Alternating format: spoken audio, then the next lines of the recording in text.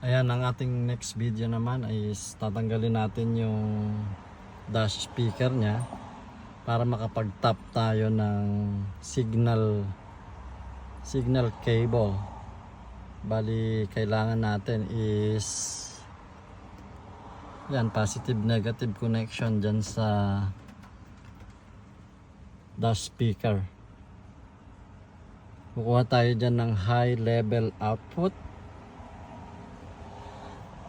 from the speaker, tapos i-connect natin yan sa ating papunta doon sa loob, doon sa likuran, doon nakapwesto yung ating subwoofer. So mamaya ipapakita ko sa inyo kapag na-tap na natin yung high level output na kukuhanin natin, itatap natin dyan sa front dash speaker. Yan, bali yung dash speaker ko is pinalitan ko na yan, yung factory speaker niya is masyadong mahina, low quality. So pinalitan natin siya ng yan, ano ba to, Infinity Reference by Harman Kardon. Yan, kung gusto nyong magpalit din, pwede rin kayong magpalit. Ayan yung reference nya, oh. Ang reference nya is Infinity Reference by Harman. Sulit ang tunog nyan mga kapards.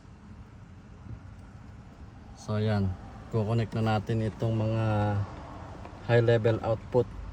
Bali ang ginawa ko is kinuha ko muna yung isa dun sa kaliwa, positive negative dun sa kaliwang dash speaker, tapos pagagapangin natin yung wire dyan na lang sa ibabaw kasi mahirap dun sa ilalim eh.